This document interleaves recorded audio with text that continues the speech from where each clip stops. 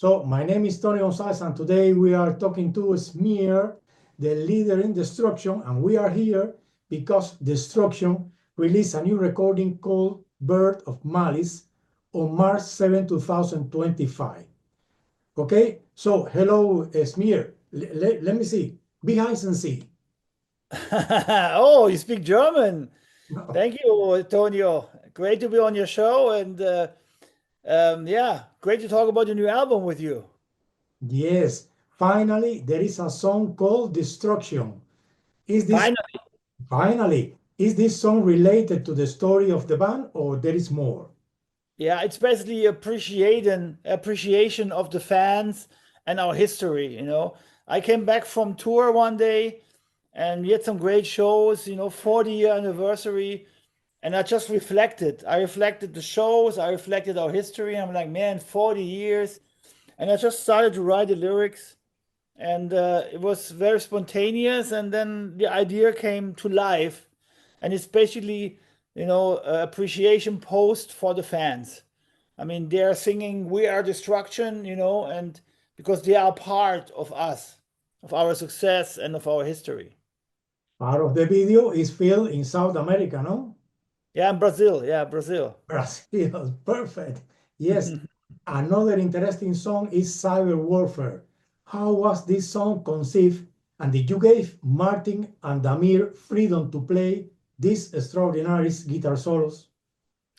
Yeah, actually, I always push them, in the studio. I'm like, come on, we need more solo, we need more riffing. I'm always, I love heavy metal, I love guitar. So when we're in the studio, I always kick the ass of the guys, they have to shred and play, because I think we have two fantastic guitar players now, Martin and Damir. They're very different the way they play, and so we have to show what we've got, right? And I remember the riff for Cyber Warfare. I came up with the idea, and I said, Martin, okay, I have this. I want this riff with all the pull-up notes, and we sit down and we composed it, and it's a very spontaneous riffing song, and the solo also,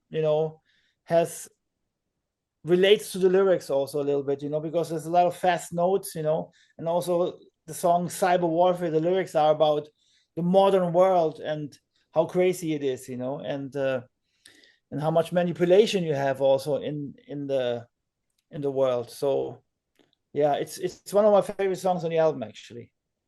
Yes. Taking into account you are the bass player, did you mark the rhythm and the speed for Randy Black, the drum player? Yeah, I mean, basically, I'm the main songwriter, so when I write the songs, I sit down, I say, okay, I'm composing on 200 beats per minute, and then I do some demos, and then we meet up with the band, and then we started to work on the details, and for the drummer, when on this album, I try to bring in many different tempos. We have slow songs, medium fast songs, we have up tempo songs, really fast songs. So I think the range on the album has a lot of different kind of tempos. So for Randy, it was a big challenge. A lot of good drumming was needed. Yes, but for example, do you prefer to play following the drum beat, or flying free is what you enjoy the most? No. When I compose, I have always a drum beat in my mind already. So then I talk to Randy, say, hey, how do you want to do this? So I think the bass has to be on the drums. I think we're playing thrash metal, so the drums and the bass have to be the basement for the guitars. And tell me, Smear, for you, what is the worst human behavior? I ask this because of the song Greed. Yeah, greed is the behavior that destroys humanity. I think because you meet somebody nice, a friend of yours, but then he wins in the lottery and he gets a lot of money, and then your friend will be not your friend anymore, because he will be like, it's my money, Tonio, go away, it's not your money, and your friend will go and blow all his money with other people, and he will forget about you, and that's how people change when they have too much money, too much power, the greed is in all of us, even in you and me. You know, when we get too much of something, we go crazy, and that's hard to control. So I have a lot of respect for people that achieve something and they get rich or they get famous and they stay normal and they don't become so greedy that their brain is like, you know, what you see in the world at the moment, you know, what's happening in America. It's crazy, you know, crazy. So yeah, I think greed is the biggest problem that we have on this planet. Yeah, I mean, you know, we all need a little luxury, you know, we all need a little bit of good treatment. But, you know, I always say, why does a millionaire have to be a billionaire? Why does he have to have 200 billion? 1 billion is enough. Why do you need more? Stop.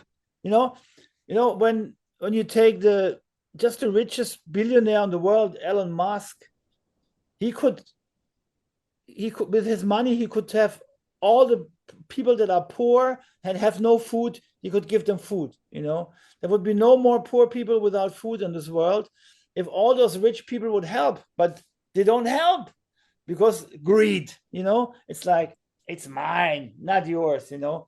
But that's, I don't understand, you know. I like the hippie mentality. I like what happened in the 70s, you know. What you have, you give to others, you know. Let's share. It's one world, one planet. We're living on the same planet. Let's make everybody comfortable. There's enough resources, there's enough money.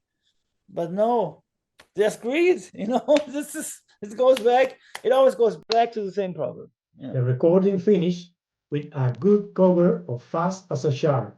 For the intro of the song, did you use the same recording that ASAP did in the Yeah. album? Yes? Yeah, because the intro was so influential, you know. It was making fun about German country music in times like back then. It was not allowed to do that. It was a big scandal, you know, for us. When Accept did it, we were like, yeah, fuck yeah, you know. We were like, it was a revolution to do this. So we wanted to use the original intro that makes fun about German country that Accept used, you know. And it's, I mean, it became a classic, right? It's, everybody knows this part.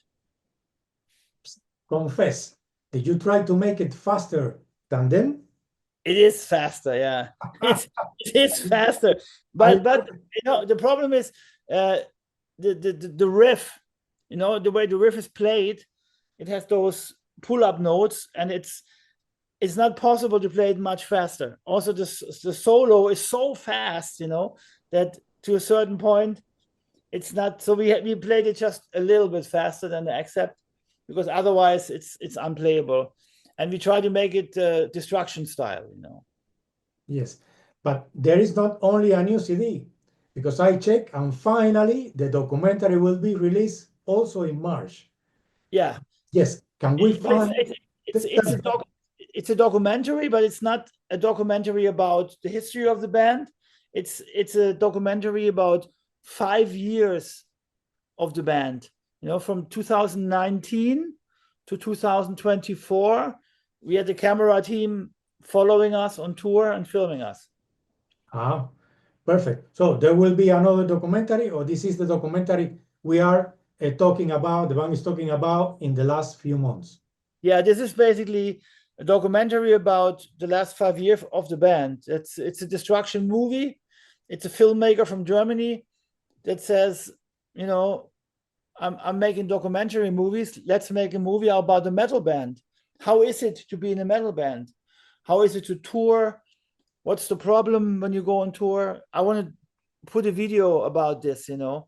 And at the end, it was a lot of drama and tragedy. You know, we had COVID coming. Mike left the band. We left Nuclear Blast. There was a lot of problems beginning 2021 before the album. It didn't look very good, you know. So that's all in the movie. And you see, it's a movie about hope. It's a movie about love for metal, you know.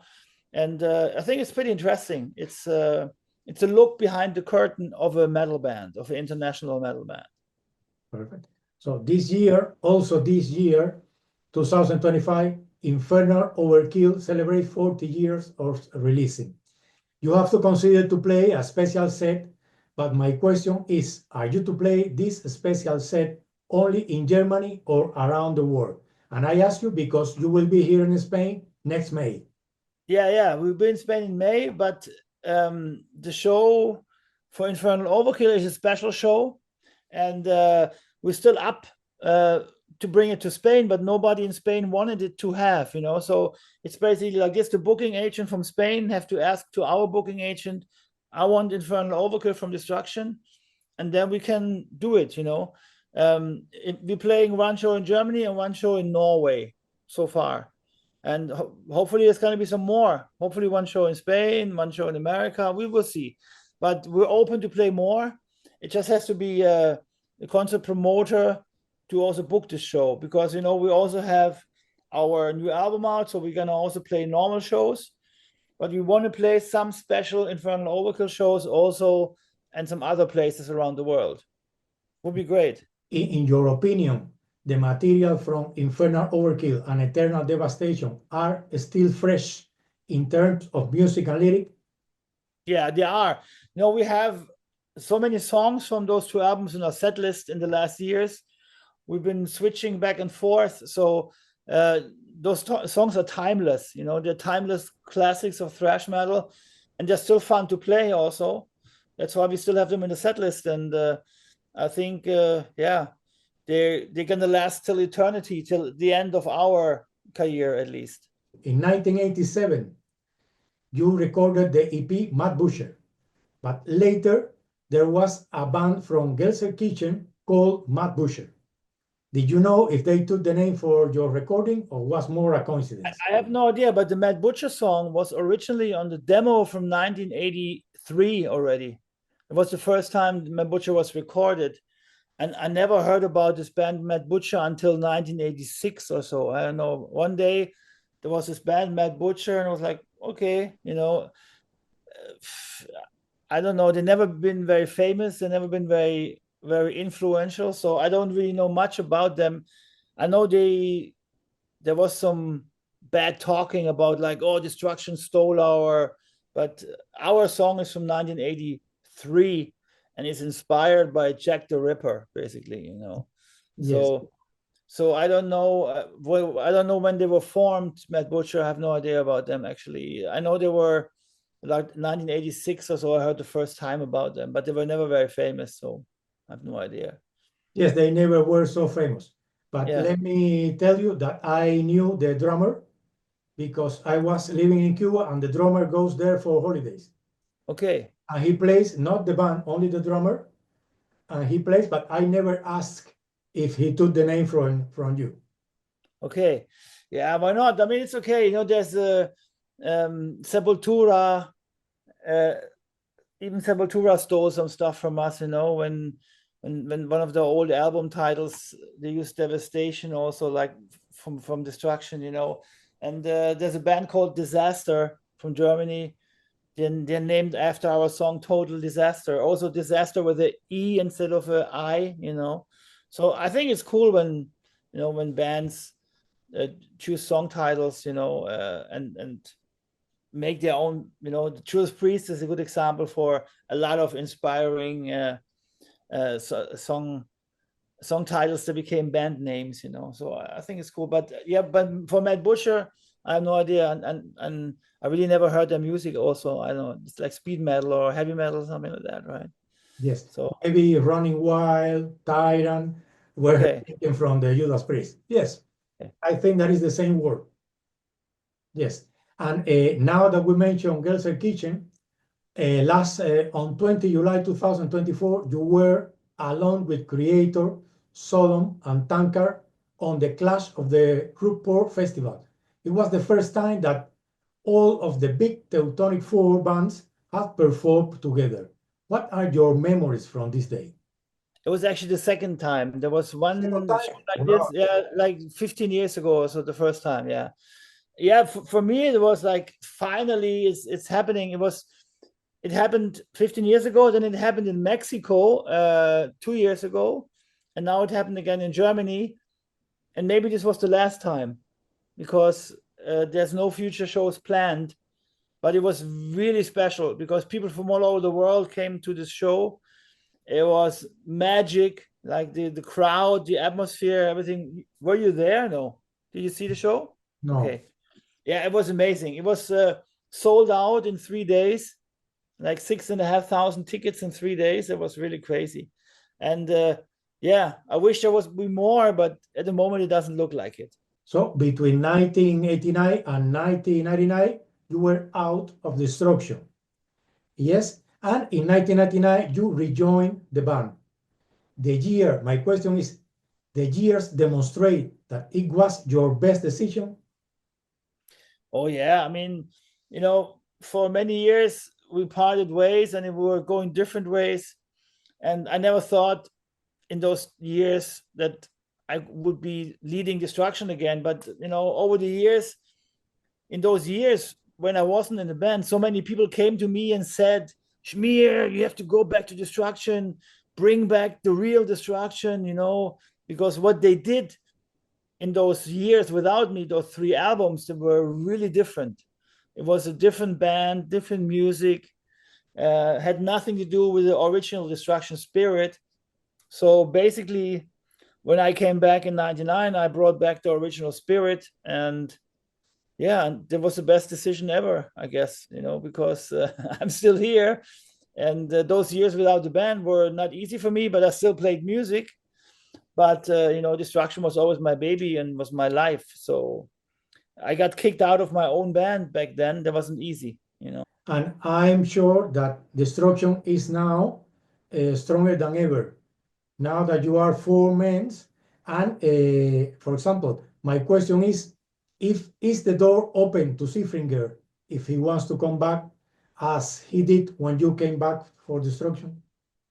I mean, you know, we had an anniversary show with Destruction, 40-year anniversary in our hometown 2 years ago, and I asked him to join us, and he said no. You know, he seems to have been finished with music. It seems that he doesn't want to do music anymore. You know, our ex-guitar player Harry, who was also in the band, he was at Mike's place some weeks ago, and they were talking, and he also said, seems Mike is kind of not interested in playing in the band anymore. I think it's kind of, we have to accept the decision. When you retire, you know, you retire. So he retired, and maybe he just needs some time. Maybe, who knows, in some years, he will say, hey, let's play a show together again. And we would invite him for a festival to jump on stage with us and play, no problem, you know.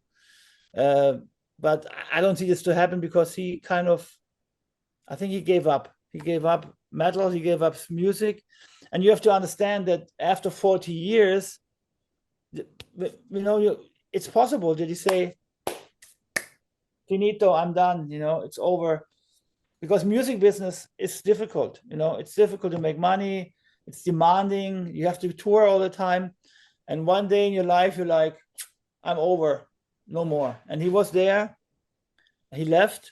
It was not easy. It was a difficult decision, but I think he's happy. He's happy now without the music, you know, because he didn't want to do it anymore. When he left the band, was Martin Furia the first option, or you have another guitar player in mind?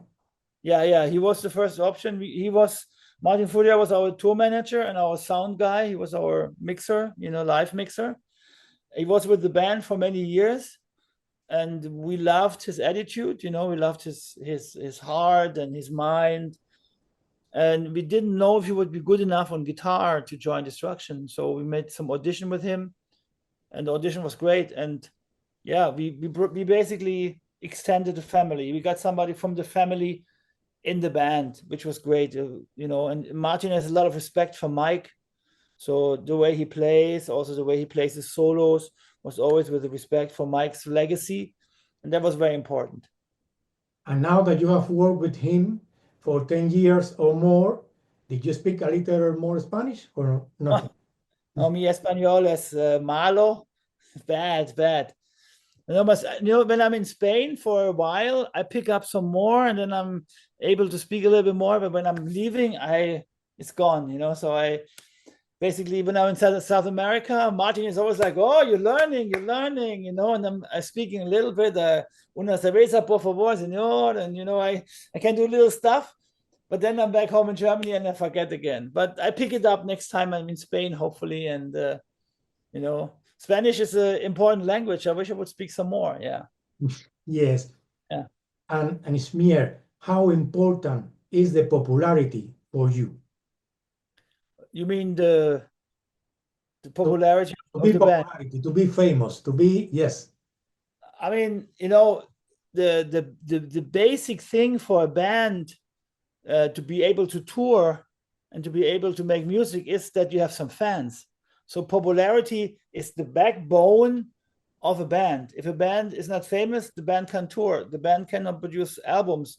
So of course you try to, to put all your heart blood into the band. That's what I'm doing. Basically, I'm trying to, put everything that I have, my heart and my soul, into the band, so the band can be more famous, so we can tour, we can do music. We've been doing this for 40 years now. That means in 40 years, I gave up a lot of stuff. I gave up girlfriends, I gave up jobs, I gave up friends. I sacrificed a lot for the music.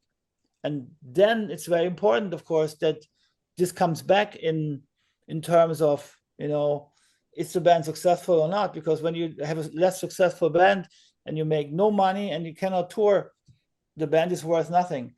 But first of all, I'm doing this music because I love music. Music is my life, And so when I started playing music, I never did music for fame. I did music because of the love for music, And the love for music still drives me, because we are not Metallica or Slayer. We don't make millions, We make music, professional music, but we're not rich, I don't have 2 houses. I don't drive 2 Mercedes. I have a normal life. I can make a life with music, which is fantastic. And I really appreciate that. But, music is more than being famous and everything. Music has a lot of different facets, I think. When Mike left the band, were you tempted to finish Destruction? Oh, we talked about it, I talked about it to especially some old members, to Ollie, who was a drummer for us for many years and a good friend. And he even continued the band when I wasn't there. And I talked to Ollie about it. And Ollie said to me, you have to continue the legacy of the band, because Destruction is a part of many people's lives around the world. And people still love to hear the band. And he was right, basically, that, if we would stop Destruction, we would stop something important for my life and for many people's lives. And Ollie was one of the most encouraging guys to continue Destruction, And yeah, we did it. And I never regret it, because, Destruction is my life, basically. And for Mike, Destruction was not so important anymore. He, since many years, he kind of had more important things than Destruction. I was the main composer for many years. I was taking care about the interviews. I was writing the songs. I was doing the cover artwork. I was doing the lyrics. I was doing everything for the band, while Mike was having different interests, So at this, when you have so much dedication, it fulfills your life. And that's what Destruction does, For Mike, it was different, because I guess he had different things that he liked more than music at one point. And that's the difference between us, He goes this way, I go that way. That's the way it goes sometimes. Schmier, before finishing the interview, I would like to show you something and tell you something. First, I am from Cuba, and in Cuba, Destruction is very famous. The first recordings, Devastation, Matt Butcher, were really appreciated. There is a lot of people who likes the band. The second is that I wrote this novel in 2019, and in this novel, one of the main characters, who is a woman, goes to a Destruction concert in Ecuador. Okay. Yes, in Ecuador, and after this, she take a good decision for her life. Okay. So as you can Nice. see, yes, what you say, the member of the group, your colleague said that you need to keep the legacy is right. Yes? Thank you. Thank you very much. I mean, you know, we never played in Cuba, and we really love one day it's going to happen. We tried many times, but it's still not so easy to play. Yeah? Concert in Cuba. Our concerts, but now were concerts. Yes, you know But the Rolling, international bands, no. yes, no, the Rolling Stones were there. The Rolling Stone, Audio But Slave. Rolling Stones, that's big, you know, that's really big. No, but for example, Spanish bands, Avalanche or Boycott, the punk band, but German bands, I think that only, I don't know if you remember Karat when you were younger. Yeah, of course. Yes, Yeah. Karat, but it was when Karat. Karat was there. Because it was a East German band, and the communist exchange, they brought Karat to Cuba. Yes. Yeah, it's still a big dream to play in Cuba. You know, also Mike was a big fan of Cuba. He wanted to always play in Cuba. It never happened, you know. So when we play in Cuba, hopefully one day I will call Mike and say, Mike, come over, play with us in Cuba. It will be his big dream. Good idea. Good idea. Thank I you will. for your time. Okay. Thank you. Hope to see you here in Spain. Okay, Tonio, thank you. See you in Spain. Thanks a lot. Bye-bye. Bye-bye.